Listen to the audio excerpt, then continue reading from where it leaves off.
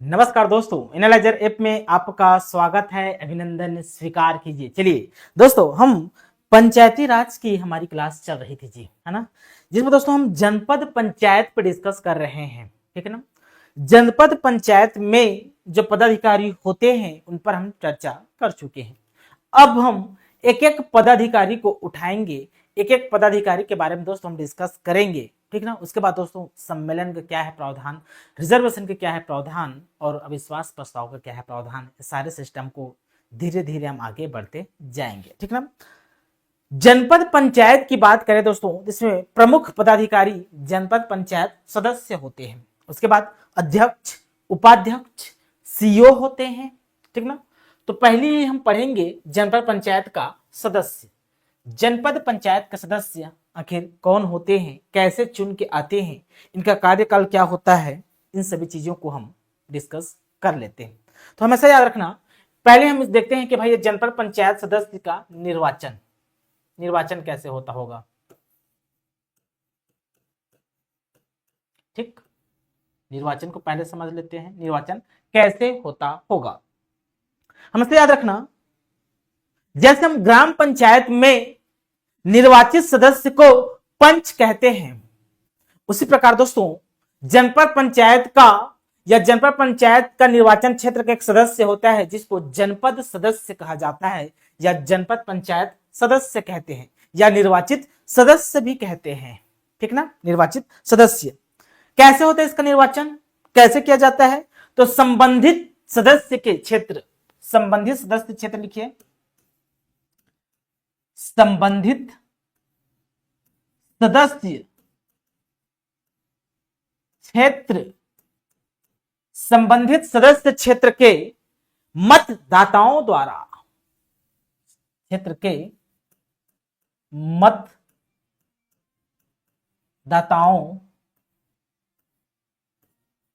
द्वारा, संबंधित सदस्य क्षेत्र के मतदाताओं द्वारा प्रत्यक्ष रूप से चुना जाता है। कैसे चुना जाता है दोस्तों, याद रखना है, प्रत्यक्ष रूप से, डायरेक्ट रूप से,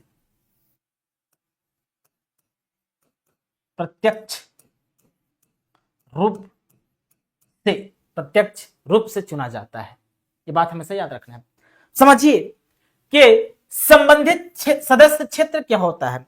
संबंधित सदस्य क्षेत्र का मतलब, तात्पर्य क्या होता है दोस्तों, एज्यूम करना है कि ये आपका जनपद पंचायत है। ये अब इस जनपद पंचायत को, मान लो कोई खंड है, कोई ब्लॉक है, उसी को तो जनपद पंचायत बनाया जाता है ना। तो जनपद पंचायत को निर्वाचन क्षेत्र में विभाजित करना पड़ेगा, मिनिमम 10 मैक्सिमम 25 तक। मैंने इसको विभाजित किया निर्वाचन क्षेत्र में, ऐसे विभाजित किया। ठीक, और कर देता हूं ऐसे। तो 1 2 3 4 5 6 7 8 9 10, मान लो 10 निर्वाचन क्षेत्र है इस जनपद पंचायत में। इस जनपद पंचायत में 10 निर्वाचन क्षेत्र है, तो दोस्तों ये 2 नंबर का है, तो संबंधित सदस्य होगा हमारे 2 नंबर वाला, क्या होगा, संबंधित सदस्य क्षेत्र होगा।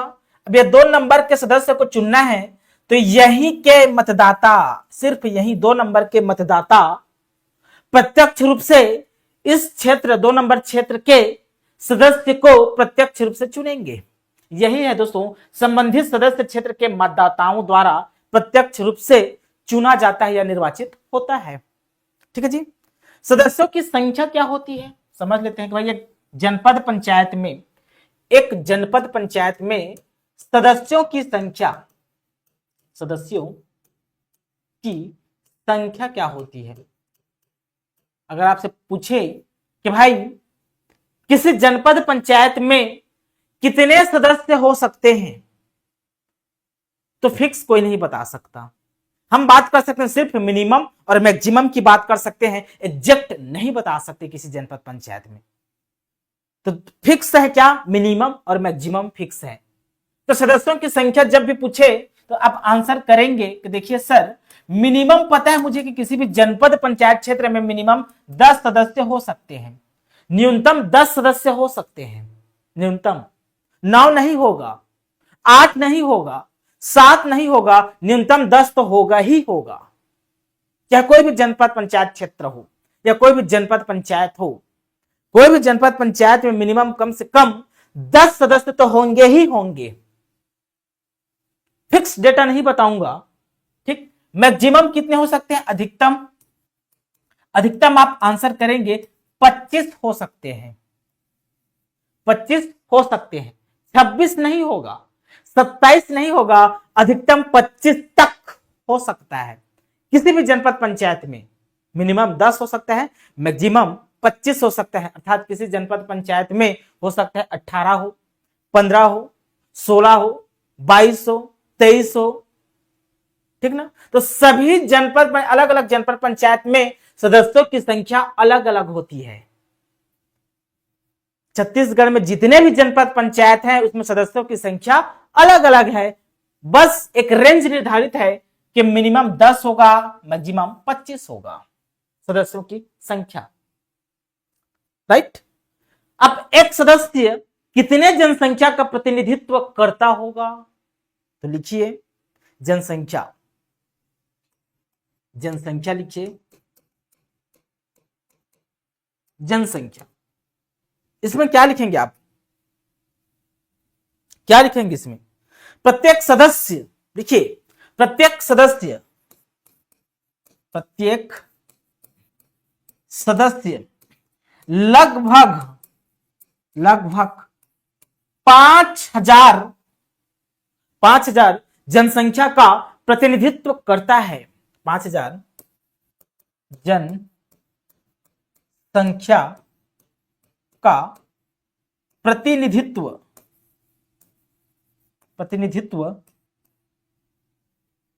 करता है, ठीक है जी। मतलब कोई भी जनपद पंचायत के सदस्य है ना, ये लगभग 5,000 पॉपुलेशन का रिप्रेजेंट करता है, 5,000 जनसंख्या का प्रतिनिधित्व करता है। अर्थात 5,000 लोगों से चुनकर एक जनपद पंचायत सदस्य आते हैं जी, ठीक ना। मतलब जो जनपद पंचायत के सदस्य जनपद पंचायत में जाकर बैठता है तो वो 5,000 लोगों का प्रतिनिधित्व करता है। उसके पीछे 5,000 आदमियों का सपोर्ट है, ठीक ना। समझ में आ रहा है जी? कार्यकाल कितना होता है इसका? जनपद पंचायत सदस्य का कार्यकाल कितना होता है? कार्यकाल तो कोई भी पूछे, चाहे ग्राम पंचायत, जनपद पंचायत, जिला पंचायत के सदस्य पूछे, अध्यक्ष पूछे, कोई भी पूछे, कार्यकाल पूछे, तो प्रथम सम्मेलन की तारीख से क्या बोलेंगे? प्रथम सम्मेलन की तारीख से 5 वर्ष तक, प्रथम सम्मेलन की तारीख से 5 वर्ष तक हमेशा 5 वर्ष तक। कब से काउंट होगा? तो प्रथम सम्मेलन की तारीख से, प्रथम सम्मेलन की तारीख से 5 वर्ष तक होगा। अब भाई जनपद पंचायत सदस्य जब चुन के आते तो उसका कोई निर्वाचन क्षेत्र होगा। जैसे ग्राम पंचायत में पंच का जो निर्वाचन क्षेत्र होता है उसे वार्ड कहते हैं। ग्राम पंचायत में निर्वाचित सदस्य को पंच कहते हैं और उस पंच का निर्वाचन क्षेत्र को वार्ड कहते हैं। उसका निर्धारण कलेक्टर करता है। उसी प्रकार दोस्तों जनपद पंचायत में जो निर्वाचित सदस्य होते हैं अर्थात जनपद पंचायत सदस्य होते हैं उसका निर्वाचन क्षेत्र होता है। तो इस निर्वाचन क्षेत्र का निर्धारण कौन करता है यह पूछा जा सकता है। तो निर्वाचन क्षेत्र का निर्धारण कौन करता होगा? तो आंसर होगा राज्य सरकार करता है। राज्य सरकार करता है अधिसूचना के माध्यम से। समझ में आ रहा है जी? अधिसूचना के माध्यम से राज्य सरकार करता है। ठीक, ये रहा आपका जनपद पंचायत सदस्य। राइट, जनपद पंचायत सदस्य के ऊपर कुछ कार्यवाही हो सकता है क्या? इसको हटाया जा सकता है क्या इसके पद से? तो कैसे कैसे हटाया जा सकता है इसको भी हम समझ लेते हैं। कंसेप्ट आता है पद मुक्ति का, इतना लिख लीजिए आप, ठीक है, या स्क्रीनशॉट ले लीजिए। चलिए पद मुक्ति के बारे में पढ़ते हैं। इसके पद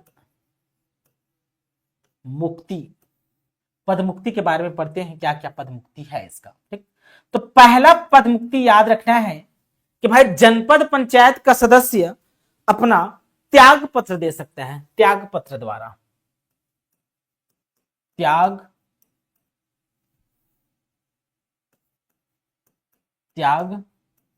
पत्र द्वारा। यह त्याग पत्र का कंसेप्ट या त्याग पत्र का प्रावधान धारा 37 में है, धारा 37 में। देखिए एक बात हमेशा याद रखना, चाहे ग्राम पंचायत की पंच हो, चाहे सरपंच हो, चाहे उप सरपंच हो, चाहे जनपद पंचायत का सदस्य हो, अध्यक्ष हो, उपाध्यक्ष हो, चाहे जिला पंचायत का सदस्य हो, अध्यक्ष हो, उपाध्यक्ष हो, सभी का त्याग पत्र का जो प्रावधान है वो धारा 37 में है, याद रखना है। धारा 37 में त्याग पत्र के बारे में बताया गया है। सभी पदाधिकारियों का, ग्राम पंचायत, जनपद पंचायत, जिला पंचायत के सभी पदाधिकारियों का त्याग पत्र का जो प्रावधान है वो धारा 37 में है। एक शब्द में याद रखना है।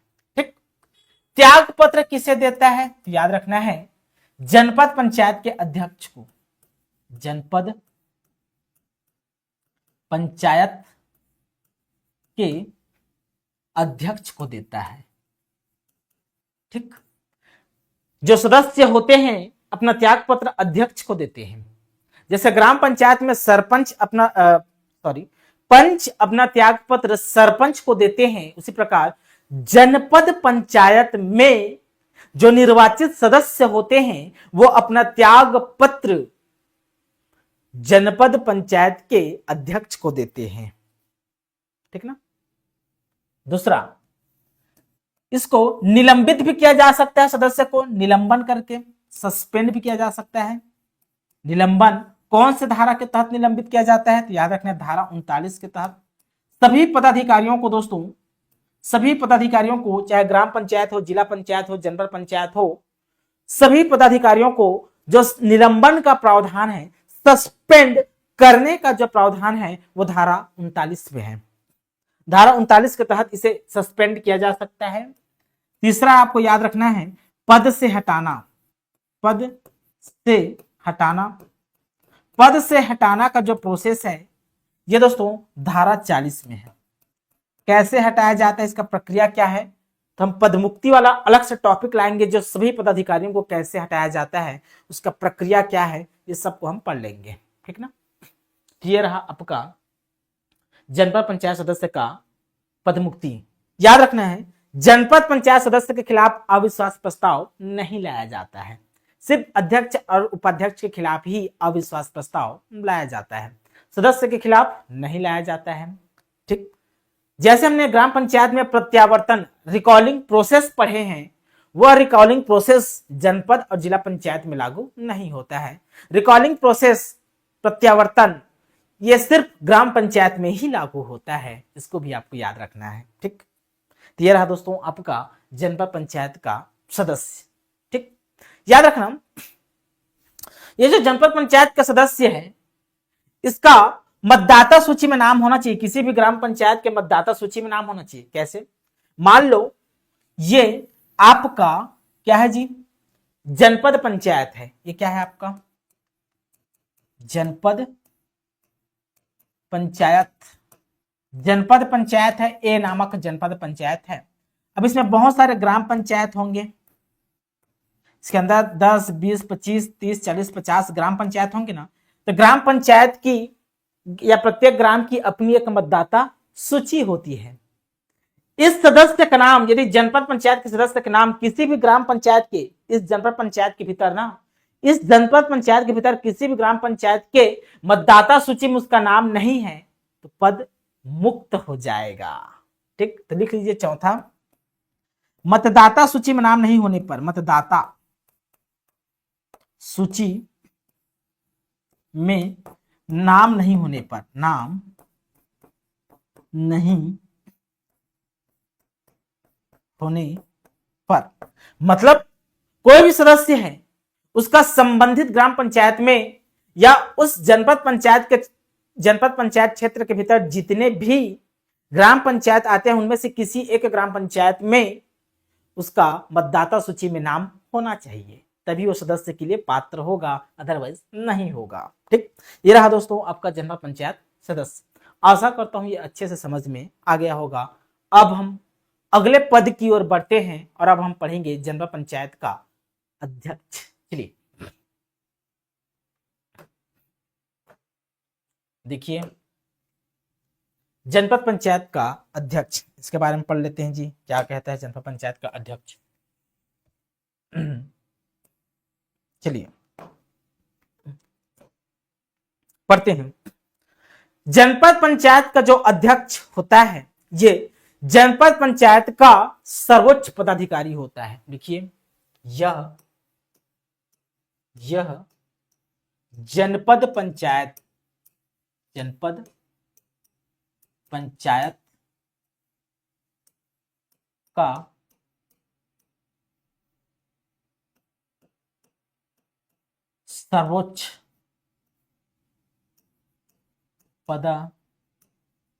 का सर्वोच्च पदाधिकारी होता है। यह जनपद पंचायत का सर्वोच्च पदाधिकारी होता है। ठीक जी। इसका निर्वाचन कैसे होता है, जनपद पंचायत के अध्यक्ष को कैसे चुना जाता है, तो इसके निर्वाचन के बारे में पढ़ लेते हैं। निर्वाचन, यह निर्वाचन का जो प्रावधान है, याद रखना है, धारा 25 में है। धारा 25 में, आज की बात नहीं भूलना है जीवन में, धारा 25 में जनपद पंचायत के अध्यक्ष और उपाध्यक्ष के निर्वाचन का प्रावधान है। ठीक, अर्थात जनपद पंचायत के अध्यक्ष और उपाध्यक्ष का निर्वाचन कैसे होगा, यह धारा 25 में बताया गया है। ठीक ना, चलिए समझते हैं क्या होता है। तो निर्वाचित सदस्यों के पश्चात क्या होगा, सदस्यों के निर्वाचन के पश्चात, लिखिए कैसे होगा, सदस्यों के निर्वाचन के पश्चात पहले जनपद पंचायत सदस्य का निर्वाचन होता है, उसके बाद अध्यक्ष का निर्वाचन होगा। स्टेप याद रखना है, पहले सदस्य का निर्वाचन होगा, सदस्य के बाद अध्यक्ष का निर्वाचन होगा, फिर उपाध्यक्ष का। ठीक ना, तो चलिए समझते हैं। तो सदस्यों के निर्वाचन के पश्चात यथाशीघ्र, लिखिए यथाशीघ्र व्यवहार में इसको 30 दिन समझना है, 30 दिन। हालांकि कानून में 30 दिन नहीं लिखा हुआ है, यथाशीघ्र शब्द लिखा हुआ है, तो यथाशीघ्र जिसको व्यवहार में 30 दिन बोलना है, 30 दिन। ठीक, 30 दिन जनपद पंचायत निर्वाचित सदस्यों का 30 दिन के भीतर, यथाशीघ्र 30 दिन के भीतर जनपद पंचायत के निर्वाचित सदस्यों का एक सम्मेलन बुलाएगा। क्या, एक सम्मेलन बुलाया जाएगा, एक क्या बुलाया जाएगा, सम्मेलन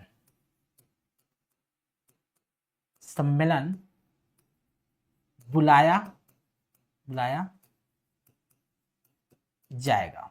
ठीक, जनपद पंचायत में पहले निर्वाचित सदस्यों को, मतलब जनपद पंचायत में कोई भी सदस्य निर्वाचित हुए, सभी सदस्य निर्वाचित हो गए थे, निर्वाचन के पश्चात, जनपद पंचायत सदस्य के निर्वाचन के पश्चात यथाशीघ्र व्यवहार में 30 दिन के भीतर सभी निर्वाचित सदस्यों का एक सम्मेलन अर्थात बैठक बुलाया जाएगा।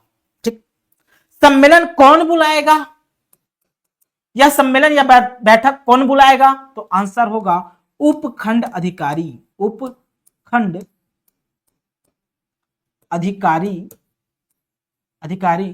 जिसको राजस्व कहा जाता है, उपखंड अधिकारी राजस्व। एक ही किताबों में इसको कलेक्टर लिखा हुआ है या अतिरिक्त कलेक्टर लिखा हुआ है, तो ये नहीं होगा। ठीक, यह बैठक उपखंड अधिकारी राजस्व बुलाता है, जबकि ग्राम पंचायत में कौन बुलाता है, तो तहसीलदार बुलाता है। ग्राम पंचायत में तहसीलदार, जनपद पंचायत में उपखंड अधिकारी राजस्व बुलाता है। जिसको STO कहा जाता है। किस लिए बुलाता है? तो अध्यक्ष तथा उपाध्यक्ष के निर्वाचन हेतु। देखिए, अध्यक्ष तथा उपाध्यक्ष के निर्वाचन हेतु क्या बुलाया गया? अध्यक्ष तथा उपाध्यक्ष के निर्वाचन हेतु एक सम्मेलन बुलाया गया। किसके द्वारा? तो उपखंड अधिकारी राजस्व के द्वारा बुलाया गया। राइट। अब उस सम्मेलन में क्या होगा? सम्मेलन में कौन कौन बैठे हैं? तो उस सम्मेलन में सभी निर्वाचित सदस्य बैठे रहेंगे, जितने भी निर्वाचित सदस्य हैं जो अपने अपने निर्वाचन क्षेत्र से चुन के आए हैं।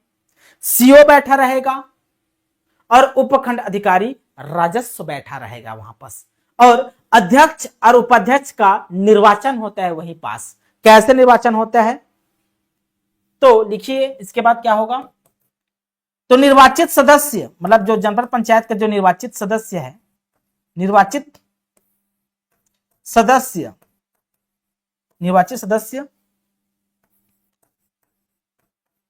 अपने में से याद रखना, निर्वाचित सदस्य अपने में से एक को अध्यक्ष चुनेंगे। अपने में से किसी एक को क्या चुनेंगे? अध्यक्ष चुनेंगे।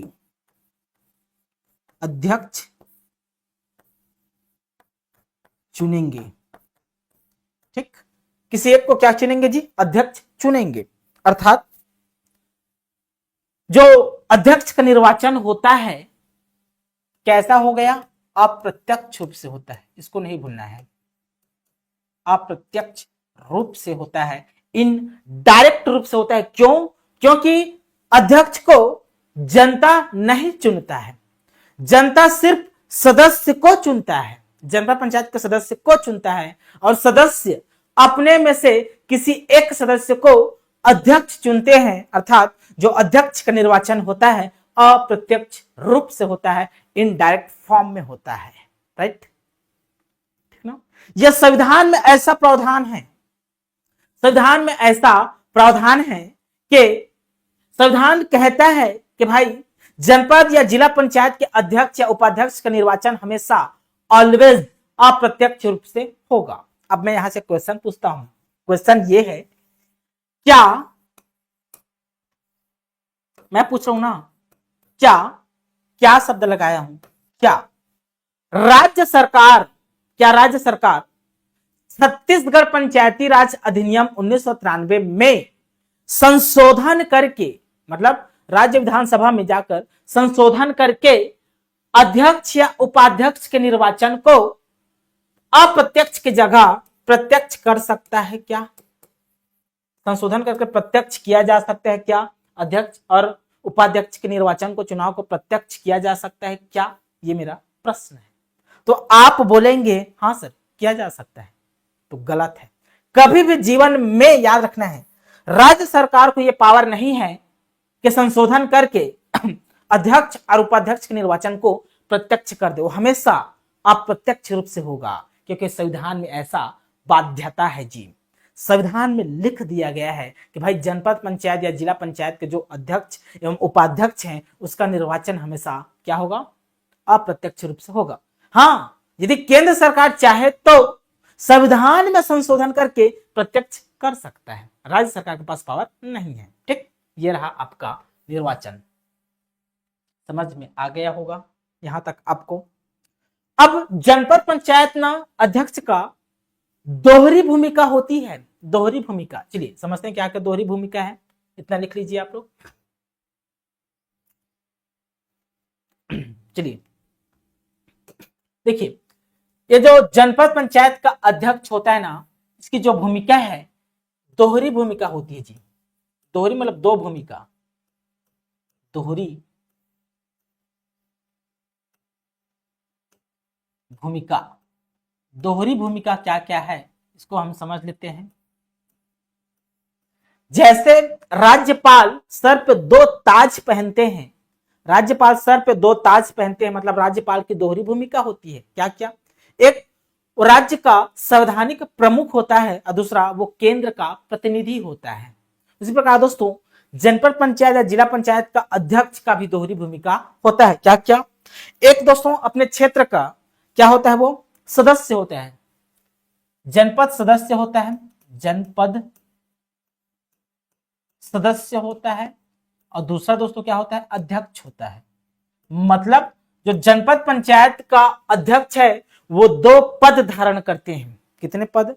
तो 2 पद धारण करते हैं। एक अपने निर्वाचन क्षेत्र का निर्वाचित सदस्य होता है अर्थात जनपद पंचायत का सदस्य होता है, और दूसरा वो अध्यक्ष है जनपद पंचायत का। तो 2 पद धारण करते हैं वो। ठीक है जी, क्लियर? इनका कार्यकाल क्या है? तो कार्यकाल के लिए आप सभी जानते हैं, कार्यकाल प्रथम सम्मेलन की तारीख से, प्रथम सम्मेलन की तारीख से 5 वर्ष तक, प्रथम सम्मेलन की तारीख से 5 वर्ष तक इसका क्या होता है, कार्यकाल होता है। राइट? कोई दिक्कत? ये पदेन सभापति भी होते हैं, पदेन सभापति होते हैं जी, सभा के पति होते हैं पदेन रूप से। पदेन रूप से मतलब क्या कि जैसे ही वो अध्यक्ष बनेंगे, जैसे ही वो अध्यक्ष बन गए, अध्यक्ष बनते ही पदेन रूप से सदस्य हो जाते हैं। किसका? तो सामान्य प्रशासन समिति का, सामान्य प्रशासन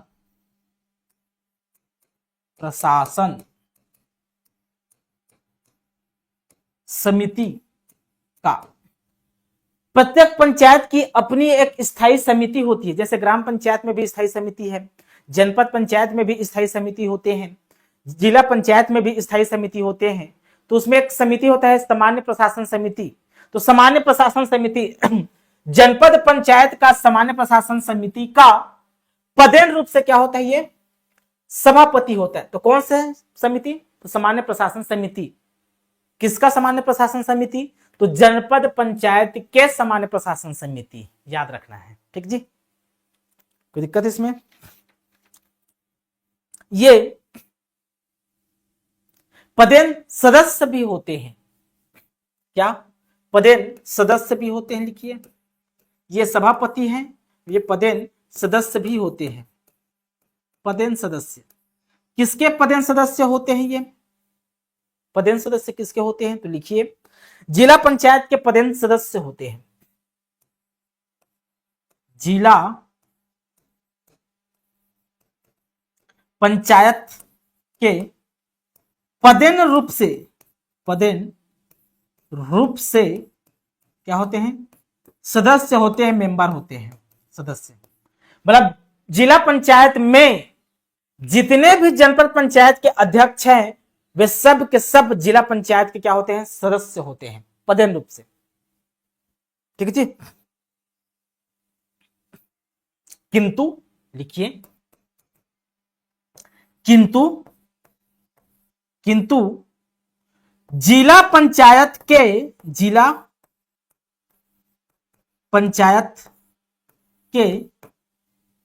किसी स्थायी समिति के स्थायी समिति के सदस्य नहीं होंगे, सदस्य नहीं होंगे। देखिए भाई, यह जिला पंचायत का पदेन सदस्य है, तो जिला पंचायत के स्थायी समिति की किसी भी स्थायी समिति का वो सदस्य नहीं हो सकते, मेंबर नहीं होगा। जिला पंचायत के ना, ठीक ना, सदस्य नहीं हो सकता है। ठीक, ये रहा आपका जनपद पंचायत का अध्यक्ष का दोहरी भूमिका, कार्यकाल, पदेन सभापति किसके होते हैं और पदेन सदस्य किसके होते हैं, ये यहां तक नोट कीजिए, फिर इसके आगे के प्रावधान को हम पढ़ेंगे। चलिए, हो गया। चलिए अब समझते हैं कि जनपद पंचायत अध्यक्ष का दायित्व क्या है जी? दायित्व क्या है भाई? कुछ तो दायित्व होगा ना, तभी तो जनपद पंचायत वो अध्यक्ष है, तभी तो जनपद पंचायत अध्यक्ष है ना, कुछ दायित्व होगा ना, बिना दायित्व के कैसे अध्यक्ष बन जाएगा जी? ठीक, तो क्या होता है मेरे प्यारे बच्चों, प्रत्येक माह ये अध्यक्ष होने के नाते जनपद पंचायत का प्रत्येक माह कम से कम एक बार सम्मेलन बुलाएगा। प्रत्येक माह कम से कम एक बार सम्मेलन बुलाएगा।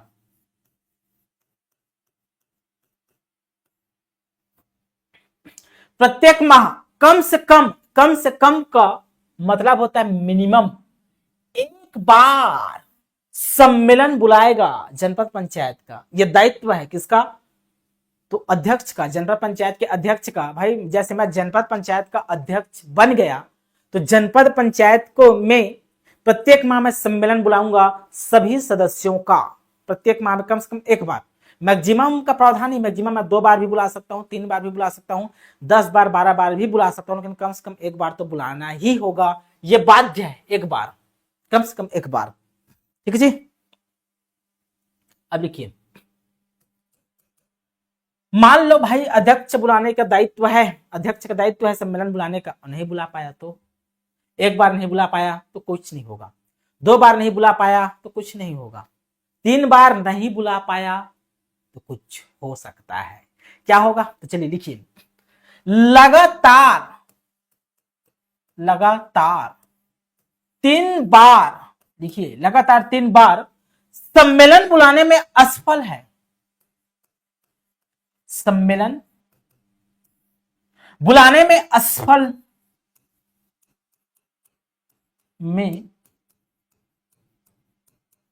असफल हो जाता है, लगातार 3 बार सम्मेलन नहीं बुला पाता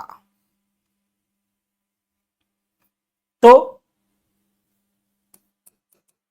धारा 40 के तहत, धारा 40 के तहत पद से हटाया जा सकता है, पद से हटाया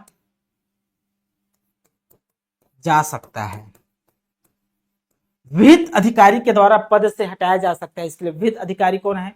तो कलेक्टर या अतिरिक्त कलेक्टर, कलेक्टर या अतिरिक्त कलेक्टर इनको पद से हटा सकते हैं धारा 40 के तहत। अर्थात यदि लगातार 3 बार सम्मेलन नहीं बुला पाता है, असफल हो जाता है, तो यह धारा 40 का उल्लंघन है।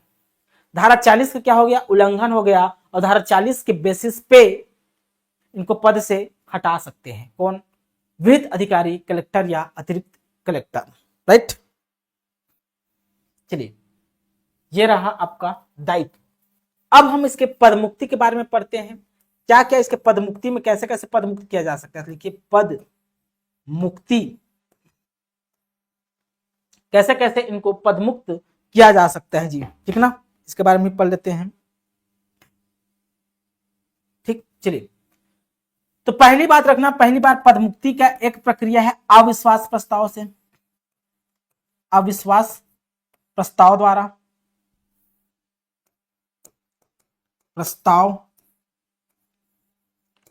द्वारा। इसका प्रावधान किस में है? तो धारा 28 में है, धारा 28 में है। अविश्वास प्रस्ताव का प्रक्रिया क्या होता है इसके बारे में हम बाद में पढ़ेंगे। ठीक, दूसरा, निलंबन के द्वारा हटाया जा सकता है, सस्पेंड के द्वारा निलंबन किया जा सकता है। निलंबन किसमें है? धारा 39 में।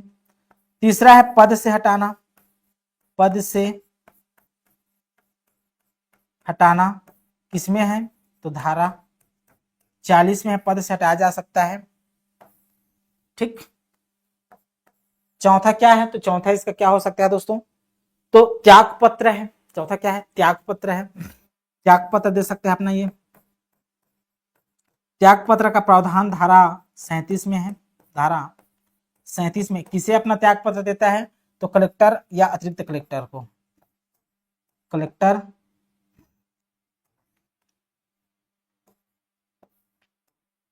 या अतिरिक्त कलेक्टर को, कलेक्टर या अतिरिक्त कलेक्टर को अपना त्याग पत्र देता है कौन? तो आपका जनरल पंचायत का अध्यक्ष। ठीक जी। या उसका मतदाता सूची में इसका नाम नहीं है तो इसका पद क्या हो जाएगा? पदमुक्त हो जाएगा जी। इसका मतदाता सूची में नाम होना चाहिए ना संबंधित ग्राम पंचायत के, या जनरल पंचायत के अंदर किसी भी ग्राम पंचायत का इसका मतदाता सूची में नाम होना चाहिए। यदि नहीं है तो ये पद से क्या हो जाएगा? मुक्त हो जाएगा। ये भी आप जानते हैं बचपन से। अब इस जनरल पंचायत के अध्यक्ष का कुछ आकस्मिक रिक्ति भी होता है, ऑटोमेटिक रिक्त हो जाएगा, त्याग पत्र देने की जरूरत नहीं है, अर्थात उसका पद रिक्त समझा जाता है उस तारीख से, जिस तारीख से वो क्या हो जाता है? तो सदस्य बन जाते हैं या सभापति या उपसभापति बन जाते हैं। तो किसका किसका लिखिए, आकस्मिक रिक्ति। मिटा दूं इतना, लिख लिए होंगे आप लोग, मिटा दूं। चलिए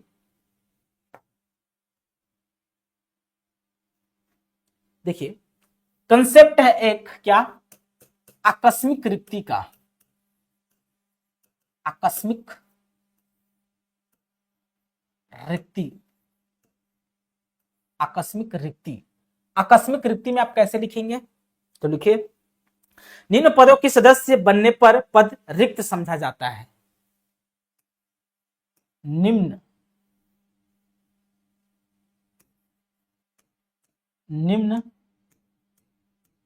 पदों की सदस्य बनने पर, निम्न पदों के सदस्य बनने पर पद रिक्त समझा जाता है। निम्न पदों के सदस्य बनने पर पद रिक्त समझा जाएगा, पद रिक्त हो जाएगा, अर्थात त्याग पत्र देने की जरूरत नहीं है, ऑटोमेटिक उस तारीख से उसका पद रिक्त समझा जाता है। क्या क्या देखिए, क्या क्या पद बनने पर? देखिए, एक संसद का सदस्य बनने पर, संसद का सदस्य बनने पर, यदि जनपद पंचायत का अध्यक्ष संसद में सदस्य बन जाता है, संसद में लोकसभा या राज्यसभा का मेंबर बन जाता है, सदस्य बन जाता है, अर्थात सांसद बन जाता है, तो उस तारीख से, जिस तारीख से वो सांसद बने हैं, उसका पद रिक्त समझा जाएगा। वो अध्यक्ष पद से रिक्त हो जाएंगे, उसका अध्यक्ष पद रिक्त हो जाएगा। ठीक। दूसरा, विधानसभा का सदस्य बनने पर, विधान सभा की सदस्य बनने पर, अर्थात मान लो कोई अध्यक्ष विधायक बन गया, तो विधायक बनने की तारीख से उसकी अध्यक्षता का पद रिक्त समझा जाएगा। ठीक। तीसरा, बहुत सारे सहकारी समिति होते हैं, कोऑपरेटिव सोसाइटी। ठीक। तो सहकारी से कोई भी सहकारी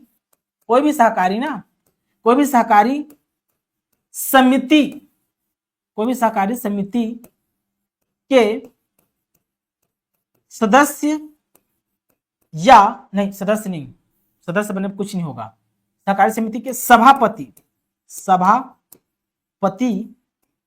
या उपसभापति बनने पर,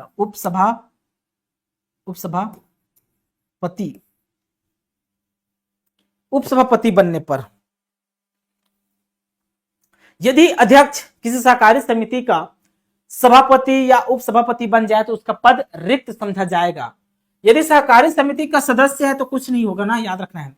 यदि सहकारी समिति का सदस्य बनता है, मेंबर बनता है, तो कुछ नहीं होगा, लेकिन अध्यक्ष बनेगा, सभापति या उपसभापति बनेगा तो उसका पद रिक्त समझा जाता है। ठीक है जी। ठीक। ये रहा आपका जनपद पंचायत का अध्यक्ष। जनपद पंचायत के अध्यक्ष के बारे में इतना ही हमको पढ़ना रहता है मेरे प्यारे बच्चों, इसके आगे नहीं पढ़ना रहता है। ठीक ना। चलिए, कुछ कंसेप्ट पे और हम बात कर लेते हैं। क्या कि भाई जनपद पंचायत में जनपद पंचायत सदस्य का निर्वाचन होता है तो उस निर्वाचन की कुछ असफलता है, उस चुनाव की कुछ असफलता है, उन असफलताओं पर भी हम चर्चा कर लेते हैं। तो देखिए क्या असफलता है, तो चलिए देख लेते हैं। इसके लिए आपको पढ़ना पड़ेगा धारा 22। क्या पढ़ना पड़ेगा मेरे प्यारे बच्चों? धारा 22 पढ़ना पड़ेगा।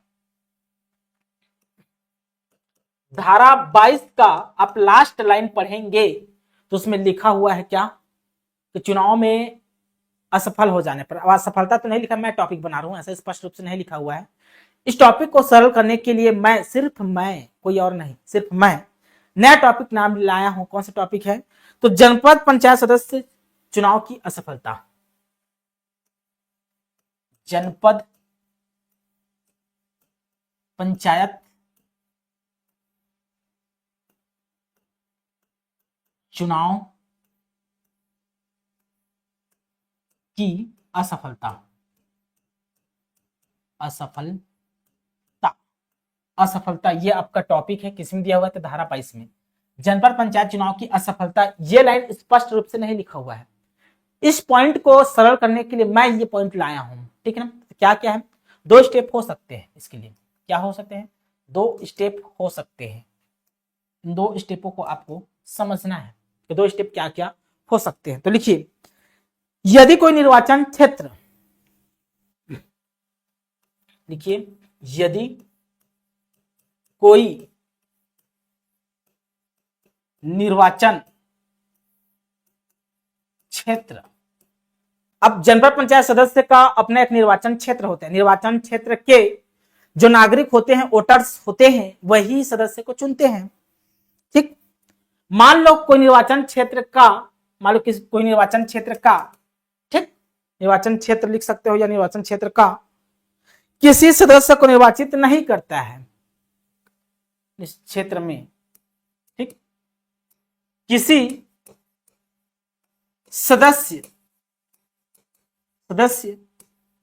को निर्वाचित नहीं करता है, निर्वाचित नहीं करता है, तो क्या होगा? तो आगे क्या क्या हो सकता है? चलिए समझते हैं डायग्राम के माध्यम से। ये आपका जनपद पंचायत है। इस जनपद पंचायत में बहुत सारे निर्वाचन क्षेत्र होते हैं, मिनिमम 10, मैक्सिमम 25 निर्वाचन क्षेत्र बना दिया। 1 1 2 3 4 5 6 7 8 9 10। मान लो ये निर्वाचन क्षेत्र क्रमांक 3 है। निर्वाचन क्षेत्र क्रमांक कितना है? 3 है। इसके सदस्य को, इसके सदस्य नामक ए को, इस क्षेत्र का, इस निर्वाचन क्षेत्र का जो नागरिक है, वोटर्स हैं, इसको निर्वाचित नहीं करता है, इसको निर्वाचित नहीं करता है, तो क्या होगा? तो इस स्थान को भरने के लिए भाई इस निर्वाचन क्षेत्र में कोई सदस्य तो होना ही चाहिए ना। तो इस स्थान को भरने के लिए नहीं करता है, तो उस स्थान को भरने के लिए, उस स्थान को भरने के लिए, उस स्थान को भरने के लिए नए निर्वाचन की कार्यवाहियां प्रारंभ की जाएगी। नई, फिर से चुनाव, नई निर्वाचन की कार्यवाहियां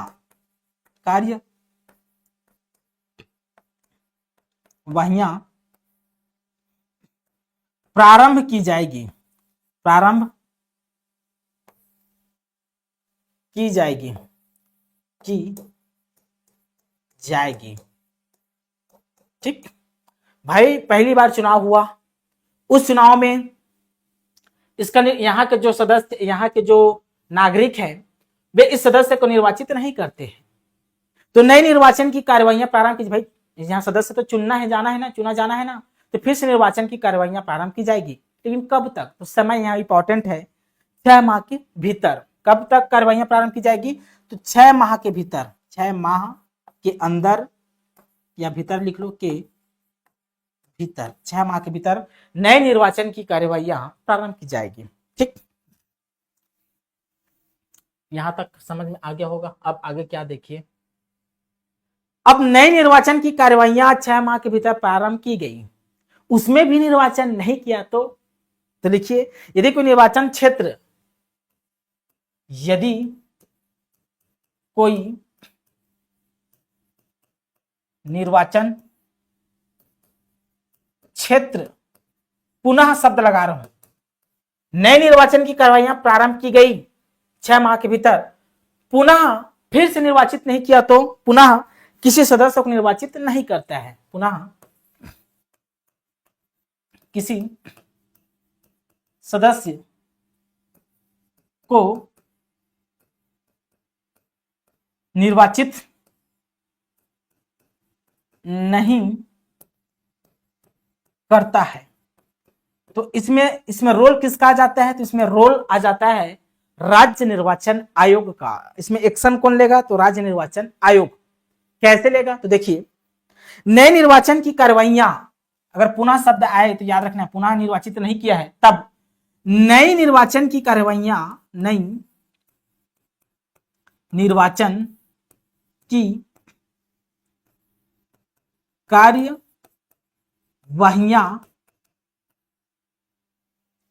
जब नई निर्वाचन की कार्रवाइयां तब तक प्रारंभ नहीं की जाएगी, तब तक प्रारंभ नहीं की जाएगी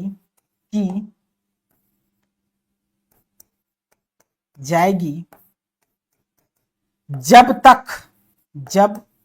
तक राज्य निर्वाचन आयोग, राज्य निर्वाचन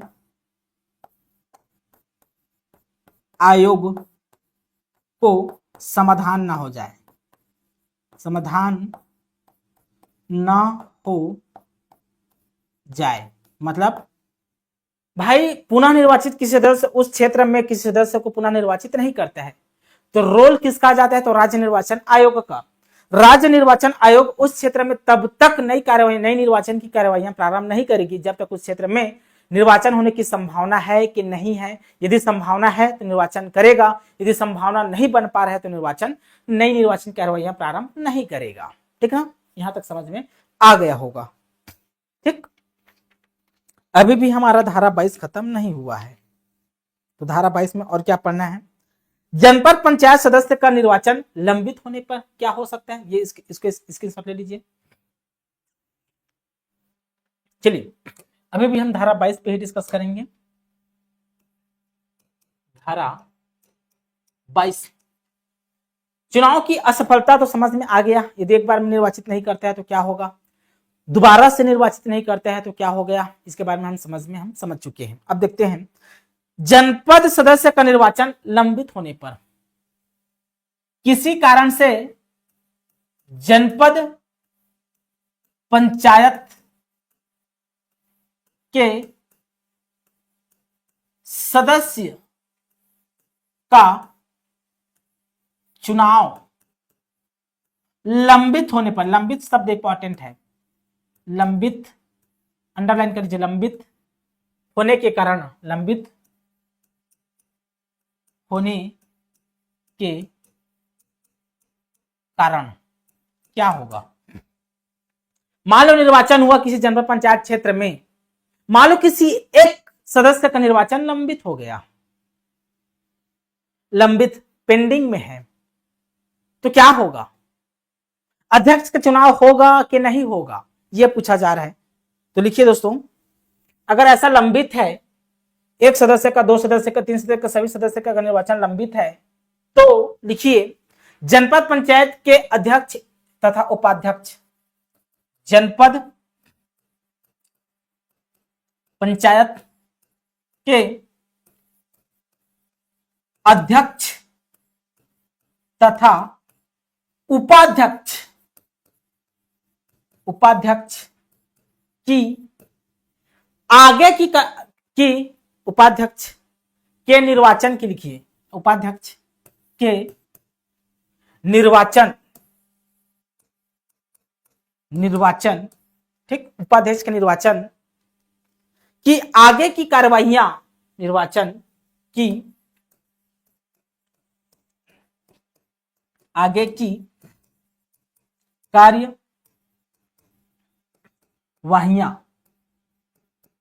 कार्यवाहियां नहीं रोकी जाएगी, नहीं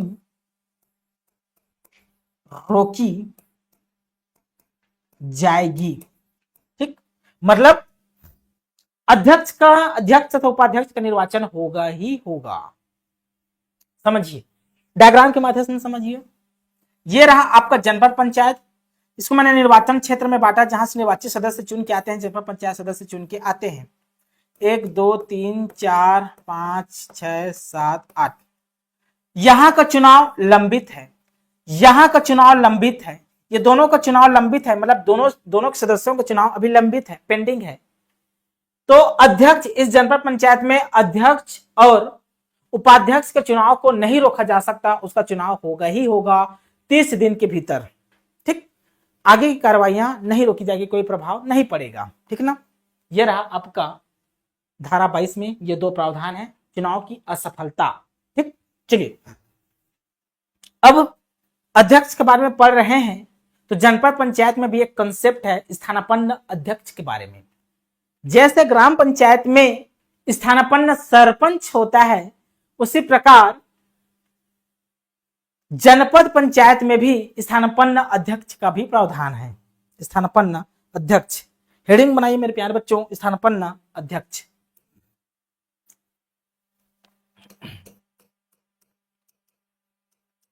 स्थानापन्न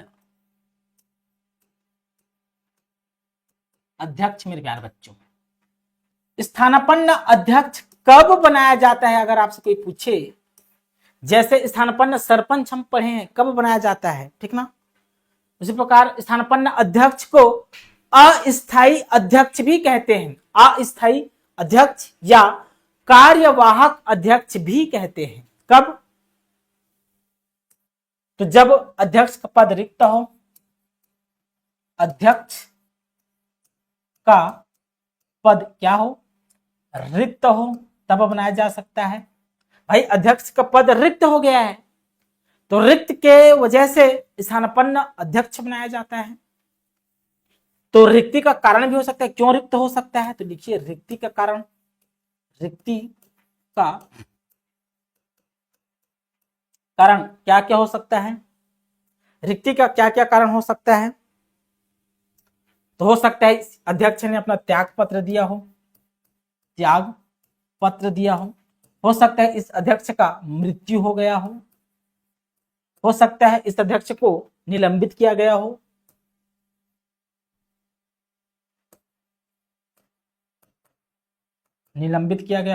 सकता है इस अध्यक्ष को हटाया गया हो, पद से हटाया गया हो, तब तो इसका पद रिक्त हुआ है ना। तो यह रिक्ति की वजह से भाई कोई ना तो कोई अध्यक्ष होना चाहिए जनपद पंचायत में, तो कुछ समय के लिए ना अस्थायी रूप से अध्यक्ष बनाया जाता है, जिसे स्थानापन्न अध्यक्ष कहा जाता है। जैसे ही अध्यक्ष ने त्याग पत्र दिया, मृत्यु हुआ या निलंबित हुआ, यह हटाया गया है, तो एक विशेष सम्मेलन बुलाया जाता है, विशेष सम्मेलन बुलाया जाता है, सम्मेलन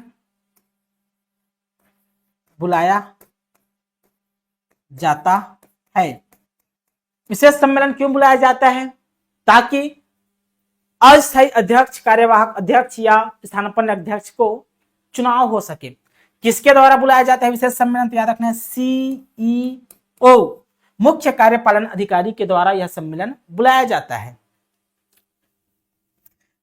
स्थानापन्न अध्यक्ष को कैसे चुना जाता है, कैसे चुना जाता है, तो जैसे पहले अध्यक्ष को चुने थे ठीक उसी प्रकार चुना जाता है जी। कैसे चुना जाएगा, लिखिए जनपद सदस्य, लिखिए जनपद पंचायत के सदस्य, जिसको मैं जनपद सदस्य लिख रहा हूं, जनपद सदस्य, जनपद सदस्य अपने में से किसी एक सदस्य को, जनपद सदस्य अपने में से किसी एक सदस्य को स्थानापन्न अध्यक्ष चुनेंगे, स्थानापन्न अध्यक्ष चुनेंगे। ठीक, अब इस स्थानापन्न अध्यक्ष का कार्यकाल भी होता है जी, कार्यकाल, कार्यकाल कितना होता है? जब कार्यकाल के बारे में पूछे स्थानापन्न अध्यक्ष तो हमेशा याद रखना है नवीन अध्यक्ष के निर्वाचन होने तक, नवीन अध्यक्ष के निर्वाचन तक, निर्वाचन तक, सामान्यतः 6 माह, सामान्यतः 6 माह तक।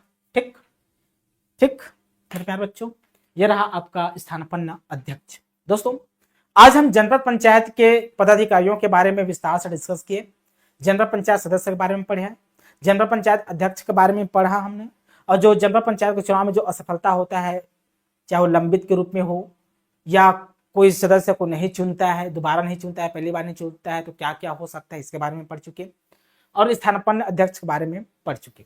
कल दोस्तों हम पढ़ेंगे उपाध्यक्ष के बारे में, उपाध्यक्ष का चुनाव कैसे होता है, उसका प्रक्रिया क्या है। उसके बाद हम सीओ के बारे में पढ़ेंगे, सीओ का कर्तव्य क्या है, सीओ का अपॉइंटमेंट कैसे होता है, उसका नियुक्ति कौन करता है ना। उसके बाद हम जनपद पंचायत के इंपॉर्टेंट सम्मेलन, उन सम्मेलन पे चर्चा करेंगे, ठीक ना। उसके बाद हम सीधा जिला पंचायत पे जंप कर जाएंगे, ठीक ना। अभी के लिए बहुत बहुत धन्यवाद, थैंक यू।